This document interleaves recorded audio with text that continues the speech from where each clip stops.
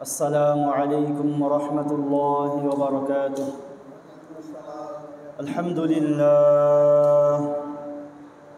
الحمد لله نحمده ونستعينه ونستغفره ونعوذ بالله من شرور أنفسنا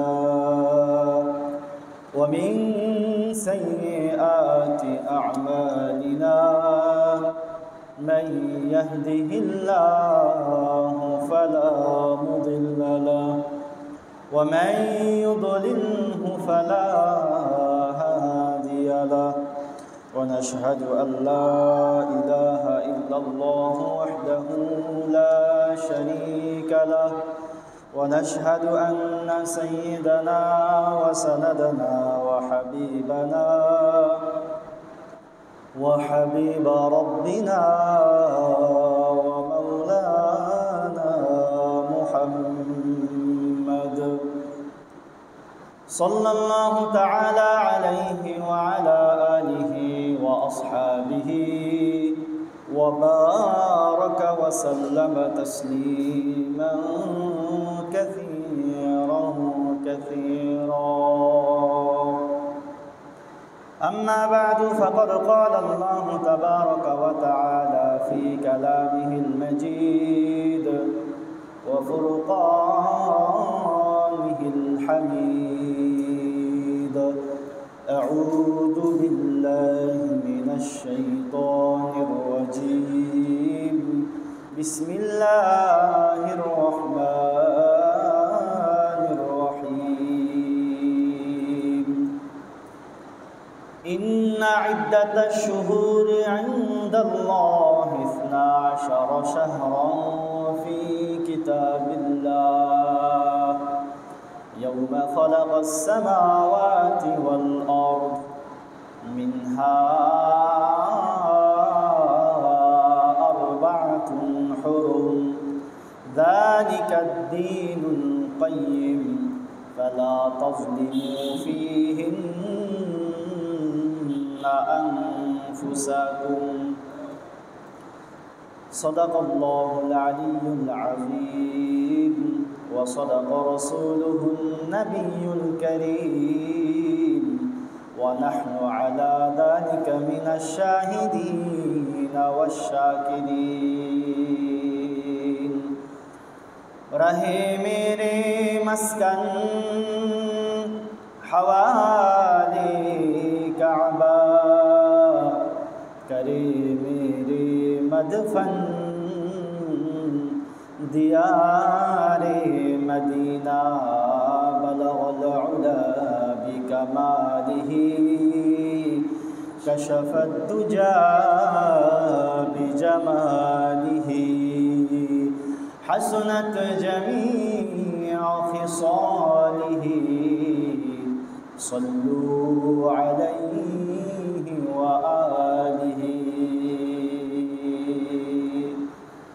اللهم صل على محمد وعلى آل محمد كما صليت على إبراهيم وعلى آل إبراهيم إنك حميد مجيد اللهم بارك على محمد وعلى آل محمد كما باركت على إبراهيم وعلى آل إبراهيم إنك حميد مجيد صلى الله عليه وسلم আলহামদুলিল্লাহ আল্লাহ রব্বুল ইজ্জতের দরবারে অসংখ্য অগণিত শুকরিয়া যে মহান প্রভু যে মহান মালিক আমাদেরকে সুস্থ রেখেছেন সুস্থতার মতো নিয়ামত দান করেছেন এবং সপ্তাহের শ্রেষ্ঠতম দিন জুমার দিনে মসজিদের মধ্যে আগে আগে আসার বসার এবং কোরআন ও সুন্নাহ থেকে কিছু কথা বলার এবং শোনার তৌফিক দিয়েছেন এই জন্য সবাই কালিমাতুশ শুকর আদায় করি আলহামদুলিল্লাহ আল্লাহ সুবহানাহু ওয়া তাআলা পৃথিবী যেদিন থেকে সৃষ্টি করেছেন, আসমান এবং জমিন যেদিন সৃষ্টি করেছেন, ওই দিন থেকেই পৃথিবীতে 12টি মাসের আল্লাহ সুবহানাহু ওয়া তাআলা প্রচলন ঘটিয়েছেন। এই 12টা মাসের মধ্যে আরবি যে 12টা মাস রয়েছে, এই 12টা মাসের মধ্যে 4টা মাসকে আল্লাহ সুবহানাহু ওয়া তাআলা বিশেষভাবে ফজিলতপূর্ণ করেছেন। এই ফজিলতপূর্ণ মাসগুলোর প্রথম মাসটাই হচ্ছে মুহররম মাস। যে 4টা মাসকে আল্লাহ সুবহানাহু ওয়া তাআলা বিশেষভাবে সম্মানিত করেছেন, দামি বানিয়েছেন, আলাদা মর্যাদাপূর্ণ করেছেন, এর মধ্যে সবচেয়ে প্রথম যে মাসটা আসে সেটা হচ্ছে বছরের প্রথম মাস মুহররম মাস। আরবি যতগুলো মাস রয়েছে সবগুলো মাস, বাকি 11টা মাস মুহররম বাদে, একটাও কিন্তু ইসলাম আসার পরের না, অর্থাৎ ইসলাম আসার আগেই সফর, রবিউল আউয়াল, রবিউল সানি, জুমাদাল উল্লাহ, জুমাদাল উখরা, রজব, শাবান, রমাদান, এগুলা ইসলামের আগে এই নামেই ছিল। একমাত্র মুহররম মাসটাকে আল্লাহ সুবহানাহু ওয়া তাআলা ইসলাম আসার পরে এই মুহররম নামে নামকরণ করেছেন। এর আগে এই মাসের অন্য নাম ছিল, কিন্তু আল্লাহ রাসূল সাল্লাল্লাহু আলাইহি ওয়াসাল্লাম ইসলামের আগমন হওয়ার পরে আরবি বছরের প্রথম যে মাসটা নির্ধারণ করেছেন মুহররম মাস, এই মাসটার নাম আলাদাভাবে রাসূল সাল্লাল্লাহু আলাইহি ওয়াসাল্লাম দিয়েছেন। সেদিক থেকে অন্য মাসের তুলনায় এই মাসের নামটা আল্লাহ সুবহানাহু ওয়া তাআলা আল্লাহ রসুলের মাধ্যমে দিয়েছেন, এই জন্য এই মাসের আলাদা একটা দাম রয়েছে। যাই হোক, গত জুমায় আমরা বলেছিলাম যে এই হিজরি বর্ষ কখন থেকে শুরু হইল, উমর রাদিয়াল্লাহু তাআলা আনহুর শাসনকাল থেকে। এরপরে হিজরি বছরের আসা যাওয়া, এগুলো হচ্ছে মুমিনদের জন্য, বুদ্ধিমানদের জন্য আল্লাহ তাআলার পক্ষ থেকে উপদেশ, আল্লাহ তাআলার পক্ষ থেকে মেসেজ, এইগুলা নিয়ে আমরা গত জুমায় আলোচনা করেছিলাম।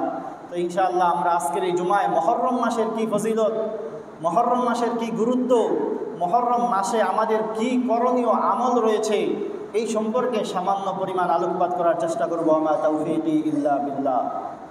তো দেখেন, এই মুহররম মাসের ফজিলত, একটা ফজিলত হচ্ছে এই মাসটা হচ্ছে আল্লাহ তাআলা বিশেষভাবে যে 4টা মাসকে দামি বানিয়েছেন, এর মধ্যে প্রথম মাসটা হচ্ছে এই মুহররম মাস।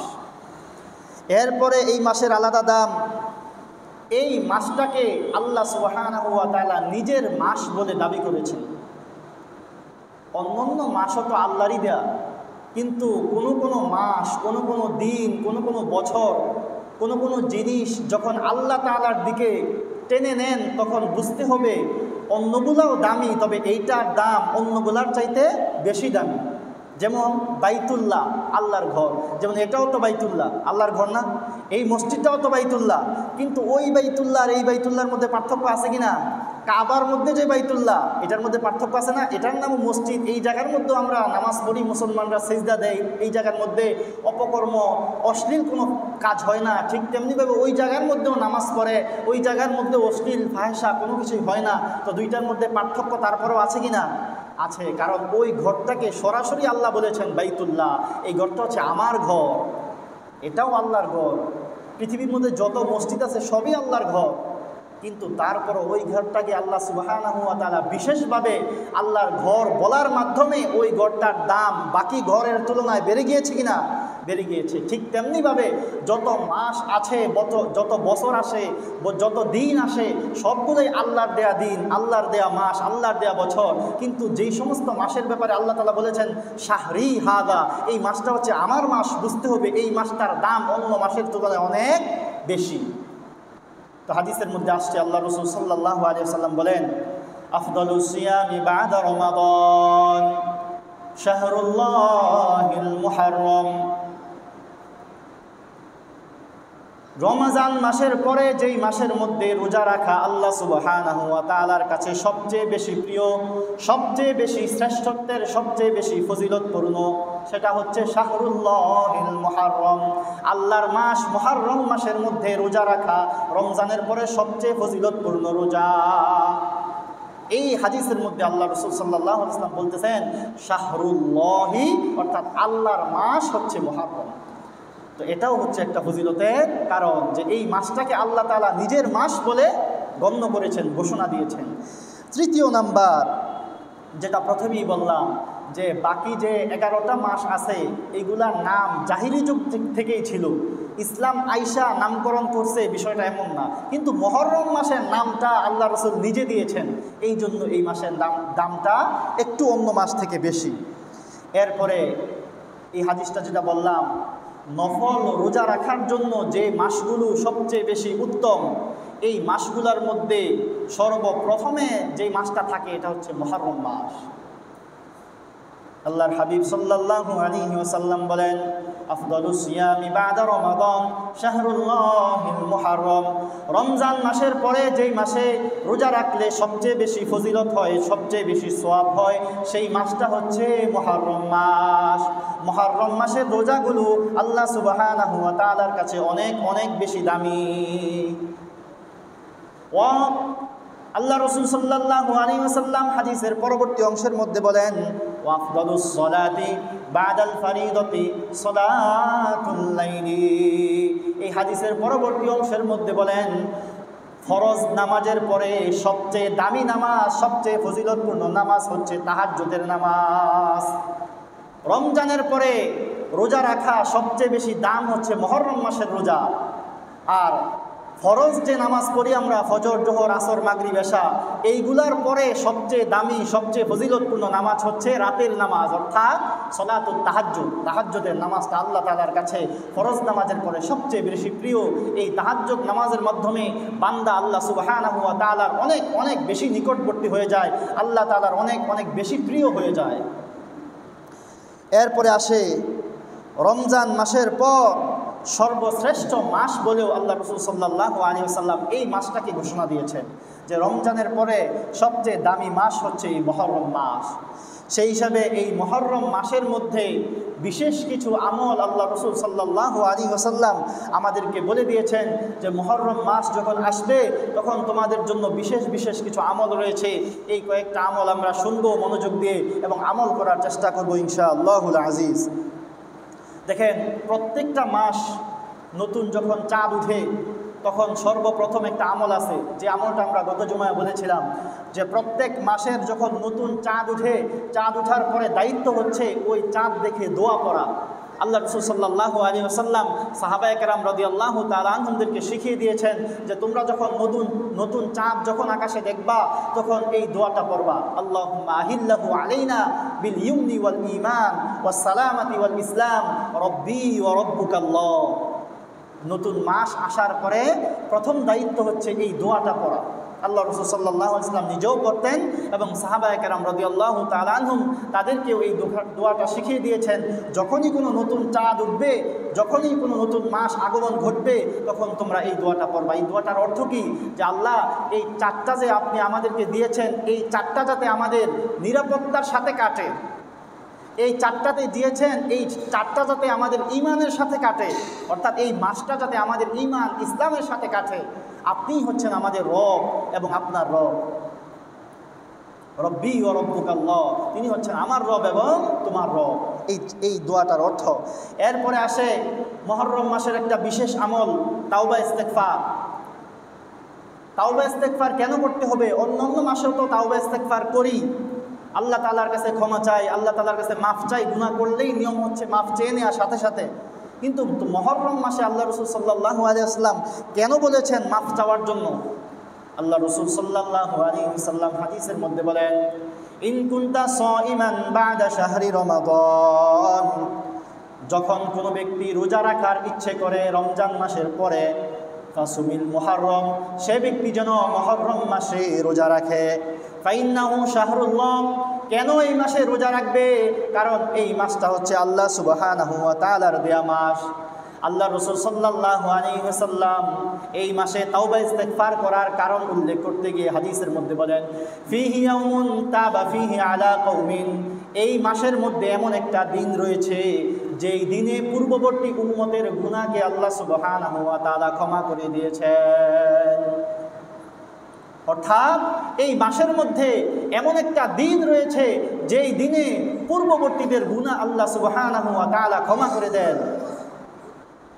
এরপরে আল্লাহ রাসূল সাল্লাল্লাহু আলাইহি ওয়াসাল্লাম বলেন ওয়ায়াতুবু ফীহি আলা কওমিন আখরিন, শুধুমাত্র পূর্ববর্তী উম্মতদেরকে আল্লাহ তাআলা এই দিনের মধ্যে ক্ষমা করেছেন বিষয়টা এমন নয়। আল্লাহ রাসূল সাল্লাল্লাহু আলাইহি ওয়াসাল্লাম বলেন কিয়ামত পর্যন্ত যত উম্মত আসবে ওই দিনে ওই মাসে যদি তারা তাওবা করে ইস্তেগফার করে আল্লাহ সুবহানাহু ওয়া তাআলা তার তাওবা ইস্তেগফারকে কবুল করে নেবেন। অর্থাৎ এই মাসের মধ্যে এমন একটা দিন রয়েছে যে দিনে তওবা করলে আল্লাহ তাআলা তওবাটা ফিরিয়ে দেন না।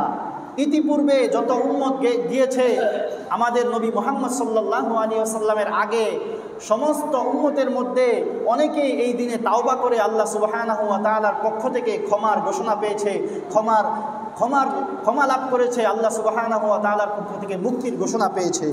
এই জন্য আল্লাহ রাসূল সাল্লাল্লাহু আলাইহি ওয়াসাল্লাম বলেন এই মাসটার মধ্যে বেশি বেশি পরিমাণ তোমরা তওবা ইস্তেগফারের মধ্যে কাটাইবা, আস্তাগফিরুল্লাহ ইন্নী আতুবু ইলাইহি, এই সমস্ত দোয়া বেশি বেশি পরিমাণে পড়বা।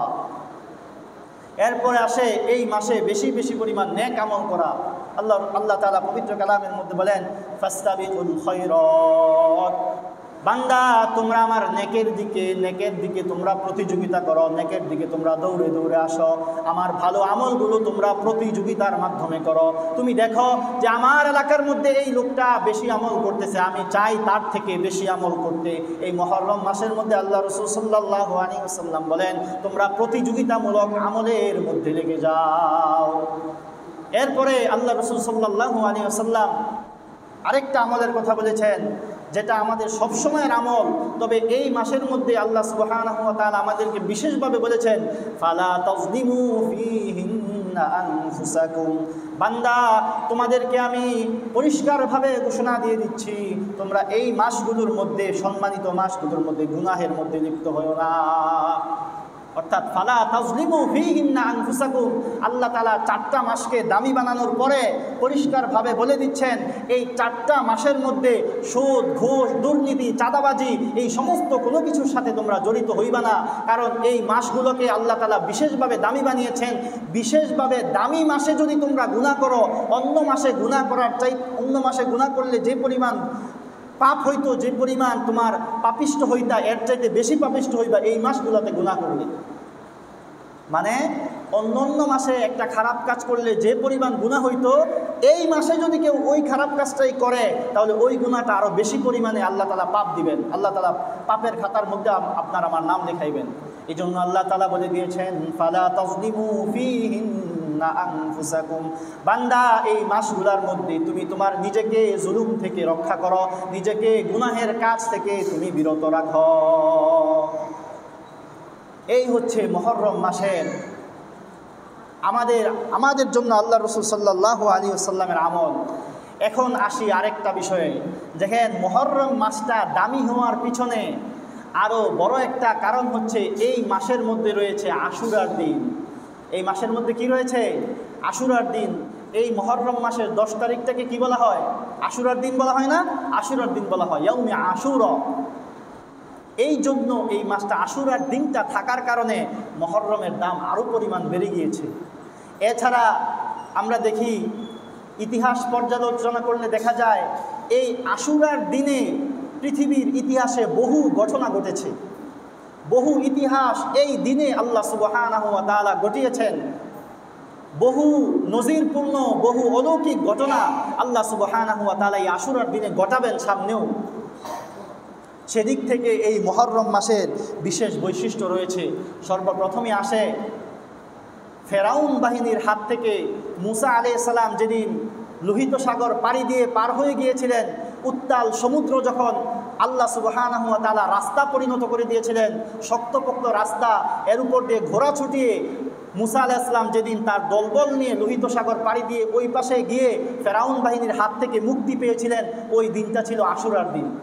ওই দিনটা ছিল কি? মুহররমের 10 তারিখ। এই জন্য আল্লাহ রাসূল সাল্লাল্লাহু আলাইহি ওয়াসাল্লামের আমল আমরা দেখি। আল্লাহ রাসূল সাল্লাল্লাহু আলাইহি ওয়াসাল্লাম কদিমান নবী সাল্লাল্লাহু আলাইহি ওয়াসাল্লাম আল মদিনাতা, আল্লাহ রাসূল সাল্লাল্লাহু আলাইহি ওয়াসাল্লাম মদিনাতে আসলেন। হিজরত করে যখন মদিনাতে আসলেন, পারো আল ইয়াহুদা তাসুমু ইয়াউমা আশুরা, আল্লাহ রাসূল সাল্লাল্লাহু আলাইহি ওয়াসাল্লাম দেখতে পাইলেন মদিনার যে ইহুদি সম্প্রদায় রয়েছে তারা এই আশুরার দিনে রোজা রাখে। এটা দেখে আল্লাহ রাসূল সাল্লাল্লাহু আলাইহি ওয়াসাল্লাম বললেন, মা হাদা, হে ইহুদি সম্প্রদায়, তোমরা এই দিনে কেন রোজা রাখো? এই দিনে রোজা রাখার বিশেষ কোনো গুরুত্ব রয়েছে কিনা? এই দিনে রোজা রাখার বিশেষ কোনো ফজিলত রয়েছে কিনা? ফাকালু, তখন ইহুদি সম্প্রদায় বলল, হাদা ইয়াউমুন সালিহুন, এই দিনটা হচ্ছে একটা বরকতময় দিন, এই দিনটা হচ্ছে একটা দামি একটা দিন। হাদা ইয়াউমুন নাজ্জাল্লাহু বনি ইসরাঈলা মিন আদুওয়িহিম, বনি ইসরাঈলদেরকে আল্লাহ সুবহানাহু ওয়া তাআলা মুসা আলাইহিস সালামের বাহিনীকে, আল্লাহ তাআলা ফেরাউনের বাহিনীকে এই হাত থেকে আল্লাহ তাআলা এই দিনে রক্ষা করেছিলেন। অর্থাৎ এই দিনে আমরা রোজা রাখি কারণ হচ্ছে এই দিনটা একটা দামি একটা দিন। এই দিনে আল্লাহ সুবহানাহু ওয়া তাআলা ফেরাউনের মতো প্রতাপশালী বাদশা থেকে মুসা আলাইহিস সালামের বাহিনীকে, বনি ইসরাইলকে আল্লাহ সুবহানাহু ওয়া তাআলা অলৌকিক ঘটনা ঘটানোর মাধ্যমে লোহিত সাগরের মাঝখানে শক্তপোক্ত রাস্তা বানিয়ে দিয়ে তাদেরকে মুক্তি দান করার মাধ্যমে আল্লাহ সুবহানাহু ওয়া তাআলা তাদেরকে বিশাল একটা নাজাত দিয়েছিলেন। এই জন্য ফাসামাহু মুসা, আল্লাহ রাসূল মুসা এই দিনে রোজা রাখতেন, এই জন্য আমরাও রোজা রাখি। এত বড় একটা ঘটনা মুসা আলাইহিস সালামের সাথে ঘটেছে, এই জন্য মুসা আলাইহিস সালাম শুকরিয়া স্বরূপ, আল্লাহ তাআলার কৃতজ্ঞতা স্বরূপ এই দিনে কি করেছেন? রোজা রেখেছেন। এই কথা শোনার পর রাসূল সাল্লাল্লাহু আলাইহি ওয়াসাল্লাম বলেন, ফা আনা আহাক্কু বিমুসা মিনকুম, হে ইহুদি সম্প্রদায়, জেনে রাখো, তোমরা তো প্রকৃতপক্ষে মুসা আলাইহিস সালামকে মানো না, তারপরেও তোমরা রোজা রাখতেছ। আর আমরা তো প্রকৃতপক্ষেই মুসা আলাইহিস সালামকে মানি, জানি, অতএব আমাদের উপর বেশি পরিমাণে জরুরি এই দিনে রোজা রাখা। অর্থাৎ মুসা আলাইহিস সালামকে ইহুদিরা কি পরিপূর্ণ মানে? পরিপূর্ণ মানছে? মানলে কি আর তাদের এই অধঃপতন আসতো? বনি ইসরাঈলদের মধ্যে যে পরিমাণ অধঃপতন আসছে, এই পরিমাণ অধঃপতন আসতো না। তো মুসা আলাইহিস সালাম এই মানার ব্যাপারে মুসলমানরা হচ্ছে সবচেয়ে এগিয়ে। এই কথা শোনার পরে রাসূল সাল্লাল্লাহু আলাইহি ওয়াসাল্লাম বলেন, তোমরা যেহেতু মুসা আলাইহিস সালামকে অনুসরণ না কইরাও এই দিনে রোজা রাখো মুসা আলাইহিস সালামকে মুক্তি দেওয়ার কারণে, তাহলে আমাদের তো আরও বেশি পরিমাণে দায়িত্ব এই দিনে রোজা রাখা। ফাসামাহু ওয়া আমারা বিসিয়ামিহি, আল্লাহ রাসূল সাল্লাল্লাহু আলাইহি ওয়াসাল্লাম তখন থেকে এই দিনে রোজা রেখেছেন এবং তার উম্মতকেও এই দিনে রোজা রাখার জন্য আদেশ করেছেন। হাদিসের মধ্যে আসছে, রমজানের রোজা ফরজ হওয়ার আগ পর্যন্ত আল্লাহ রাসূল সাল্লাল্লাহু আলাইহি ওয়াসাল্লাম উম্মতের উপর এই রোজাকে ফরজ করে দিয়েছিলেন। অর্থাৎ রমজানের রোজা ফরজ হওয়ার আগে মুসলমানদের উপর এই রোজা রাখাটা কি ছিল?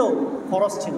বর্তমানে রমজানের রোজা রাখা যেমন ফরজ, রমজানের রোজা ফরজ হওয়ার আগে মুহররম মাসের 10 তারিখে রোজা রাখা আল্লাহ রাসূল সাল্লাল্লাহু আলাইহি ওয়াসাল্লাম ফরজ করে দিয়েছিলেন।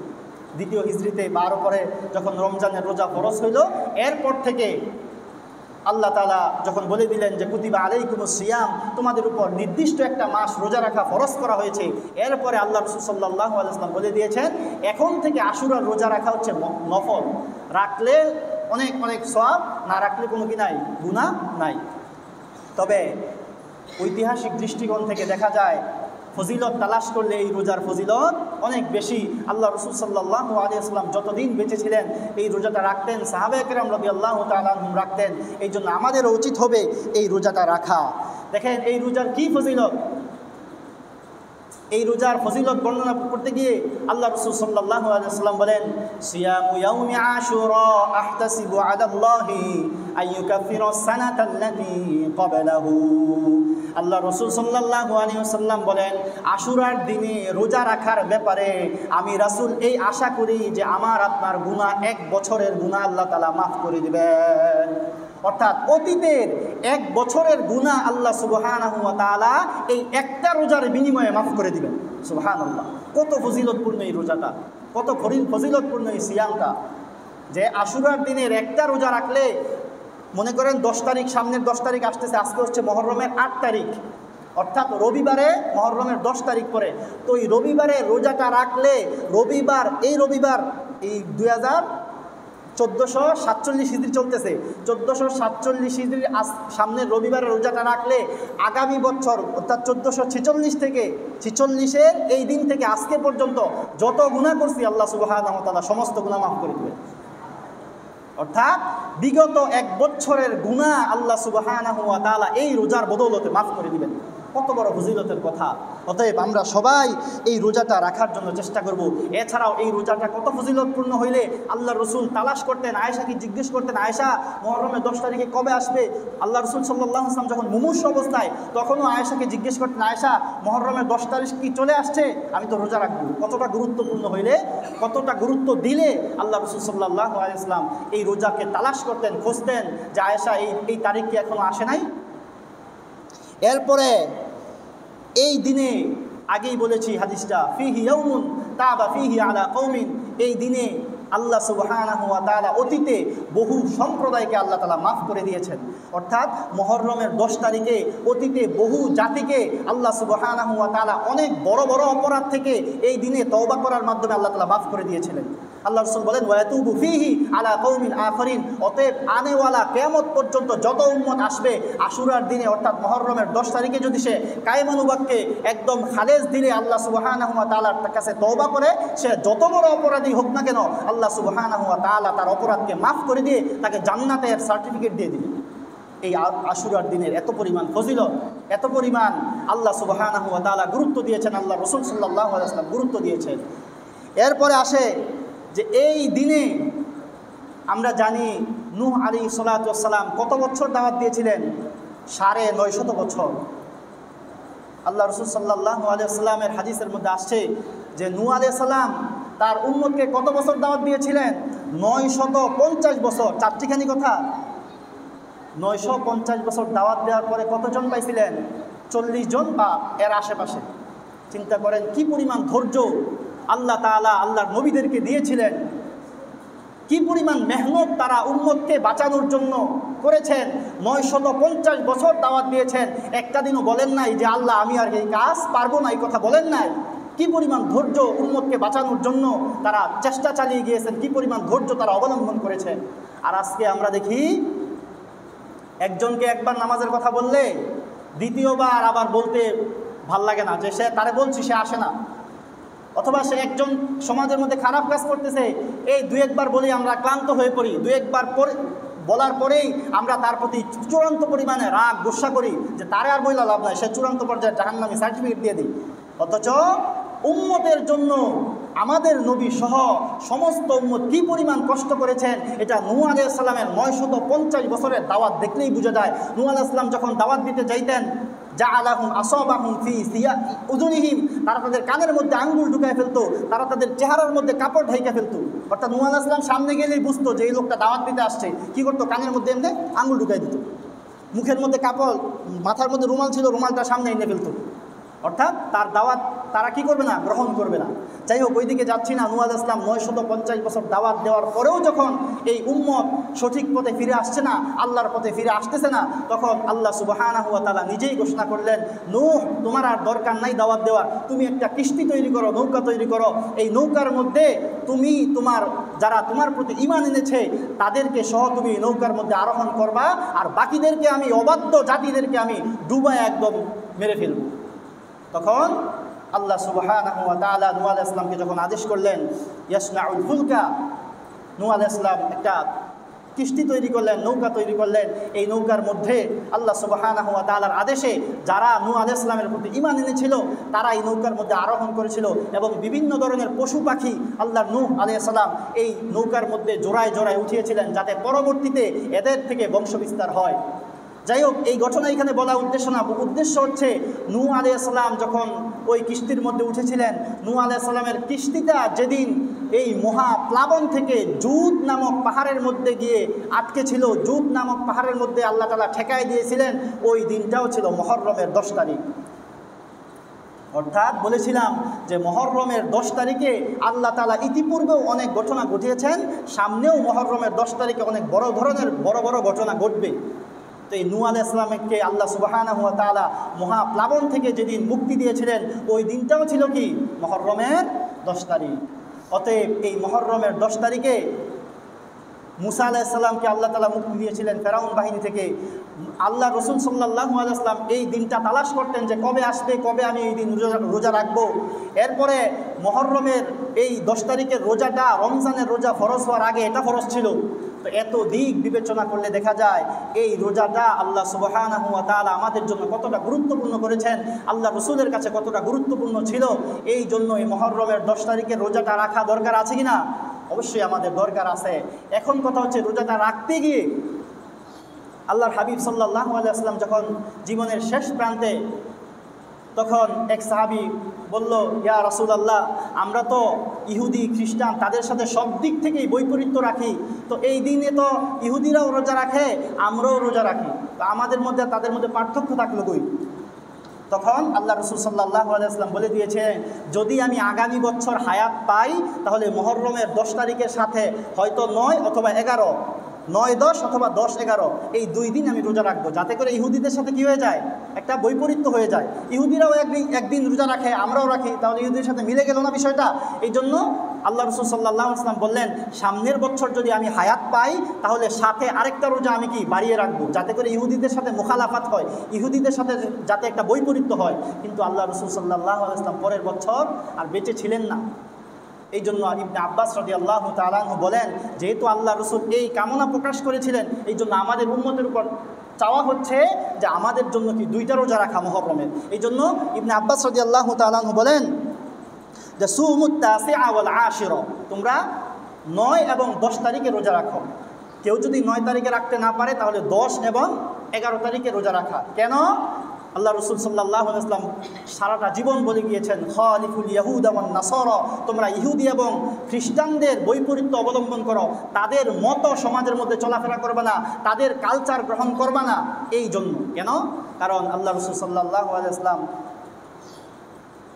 হাদিসের মধ্যে, আরেক হাদিসের মধ্যে আসছে, আল মারউ মা'a মান আহাব্বা, যে ব্যক্তি যাকে ভালোবাসে তার সাথে আল্লাহ তাআলা হাসরের ময়দানে তাকে খাড়া করবেন। আমার আপনার ভালোবাসা যদি ইহুদি খ্রিস্টানদের মতো হয়, আমার আপনার ভালোবাসা যদি ইহুদি খ্রিস্টানদের কালচারের মতো হয়, তাহলে আমার আপনার হাসর নাসর হবে ওই ইহুদি খ্রিস্টানদের সাথে। আমার আপনার ভালোবাসা, আমার আপনার মহব্বত যদি আল্লাহ রসুলের সুন্নাহর সাথে হয়, তাহলে আমার আপনার হাসর হবে আল্লাহ রসুলের সাথে। এই জন্য আল্লাহ রসুল সাল্লাল্লাহু আলাইহি ওয়াসাল্লামের সাহাবায়ে কেরাম পরবর্তী বছর থেকে তারা হয়তো 9-10 অথবা 10-11 এই রোজা রাখতেন, অর্থাৎ মুহররমের 10 তারিখের সাথে আরও একদিন বাড়িয়ে 2টা রোজা রাখতেন। এই জন্য আমাদের জন্য উচিত হবে মুহররমের রোজা তো অবশ্যই রাখার চেষ্টা করবে। এত ফজিলতপূর্ণ রোজা, আল্লাহ তাআলা বিগত 1 বছরের গুনাহ মাফ করে দেন। এত ফজিলতপূর্ণ একটা রোজা কোন মুমিনের থেকে হাতছাড়া হয়ে যাবে, এটা অবশ্যই চাওয়া হতে পারে না। প্রত্যেকটা মুমিনে চায় যে অল্প আমল করে, বিশেষ করে বর্তমানে আমরা কি ওই প্রত্যেক দিন রোজা রাখা অথবা প্রত্যেক মাসের মধ্যে এই 3টা রোজা রাখা, প্রত্যেক সোম এবং বৃহস্পতিবার রোজা রাখা, এগুলোকে আমরা পারি না, চাইলেও পারি না। এই জন্য আমাদের উচিত হবে ছোট আমল কিন্তু সওয়াব বেশি, আমলটা ছোট কিন্তু সওয়াবটা বেশি, এই সমস্ত আমল তালাশ করে আমাদের আমল করা উচিত হবে। কারণ আমরা হচ্ছে দুর্বল ইমানদার, আমাদের ইমানের পর্যায়ে হাই লেভেল না, একদম লো লেভেলে আছে। এই জন্য আমরা ওই উপরের লেভেলের আমল আমরা করতে পারি না, চাইলেও করতে পারি না, ইমানের দুর্বলতার কারণে অথবা আমাদের শারীরিক দুর্বলতার কারণে। এই জন্য আল্লাহ রসুল সাল্লাল্লাহু আলাইহি ওয়াসাল্লামের যেই সমস্ত ছোট ছোট আমল রয়েছে, যেই সমস্ত আমলের কারণে আল্লাহ তাআলা সওয়াব বেশি দেন, এই রোজাগুলো অথবা এই আমলগুলো আমরা করার চেষ্টা করবো ইনশাআল্লাহ। তো এই আশুরার শিক্ষা কি? আশুরার শিক্ষা হচ্ছে আল্লাহ রসুল সাল্লাল্লাহু আলাইহি ওয়াসাল্লাম, দেখা যায় আশুরার রোজা রাখাটার মধ্য দিয়ে, আশুরার রোজার থেকে আমরা এই শিক্ষাটা পাই যে মুসা আলাইহিস সালামকে যখন আল্লাহ সুবহানাহু ওয়া তাআলা ফেরাউনের হাত থেকে রক্ষা করেছিলেন, তখন মুসা আলাইহিস সালাম শুকরিয়া স্বরূপ কী করেছেন? রোজা রেখেছেন। এর থেকে আমরা এই বিষয়টা বুঝতে পারি, যে কোনো বিপদ থেকে যখন আল্লাহ সুবহানাহু ওয়া তাআলা আমাদেরকে মুক্তি দান করবেন, তখন আমাদের উচিত হবে শুকরিয়া আদায় স্বরূপ রোজা রাখা। এটা একটা। এরপরে আসে যে অন্য কোনো মুমিন, আমার অপর ভাই কোনো বিপদে পড়েছিল, সে ওই বিপদ থেকে উদ্ধার পেয়েছে, এই জন্য আমার শুকরিয়া আদায় করা, আমার মনে আনন্দ প্রকাশ করা। কেন? আমরা দেখি যে অপর মুমিন ভাই মুসা আলাইহিস সালাম এবং তার বাহিনী যখন ফেরাউনের হাত থেকে মুক্তি পাইল, এই কথাটা শোনার পরে আল্লাহ রসুল খুশি হয়েছিলেন কিনা? আল্লাহ রসুল খুশি হয়েছিলেন। এই জন্য এই হাদিস থেকে আরেকটা বিষয় আসে যে কোনো মুমিন যখন বিপদে পড়ে আর ওই মুমিন ভাই যখন বিপদ থেকে উদ্ধার হয়, তখন আমার উচিত হবে আনন্দ প্রকাশ করা, হ্যাঁ আমার ভাইটা মুক্তি পেয়েছে। এরপরে এই হাদিস থেকে আরেকটা বিষয় আসে যে আল্লাহর দুশমনদের পরাজয়ে আনন্দ প্রকাশ করা। কোনো আল্লাহর দুশমন পরাজিত হয়েছে শুনলে আমাদের মনে আনন্দ পায় কিনা? আল্লাহ মনে করেন ইসরায়েল যদি আজকে আমরা শুনি যে নেতানিয়াহু মারা গেছে, আমরা খুশি হব কি না? খুশি হব। তো এই যে একটা খুশি প্রকাশ করা, এটাও হচ্ছে এই হাদিস থেকে আমাদের আসে। এরপরে আসে সর্বক্ষেত্রে, এই হাদিস থেকে আরেকটা বিষয় বুঝে আসে যে সর্বক্ষেত্রে আমাদের বিজাতীয় কালচারকে বর্জন করতে হবে। একমাত্র সুন্নাহসম্মত যে কালচার রয়েছে, যে সংস্কৃতি রয়েছে, এই সংস্কৃতিকে আমাদেরকে আঁকড়ে ধরতে হবে। কেন? আল্লাহ রসুল সাল্লাল্লাহু আলাইহি ওয়াসাল্লাম রোজার মতো একটা দামি আমল, এটাও যাতে ইহুদিদের মতো না হয়ে যায়, এই জন্য আল্লাহ রসুল বলেছেন যে আগে এবং পরে একদিন মিলিয়ে 2টা রোজা রাখবা। এর থেকে বোঝা যায় এই হাদিসের মাধ্যমে যে আমরা সর্বক্ষেত্রে, সর্ব আমলের ক্ষেত্রে, সর্ব চলাফেরার ক্ষেত্রে, সব ক্ষেত্রে আমাদের ইহুদিদের কালচার, খ্রিস্টানদের কালচার বর্জন করে চলতে হবে। এটা হচ্ছে ইমানি দাবি। অন্যথায় ইহুদি নাসারাদের সাথে আমাদের হাসর নাসর হবে। আর ইহুদি নাসারাদের জায়গা যেমন জাহান্নাম, আমার আপনার জায়গাও হবে জাহান্নাম।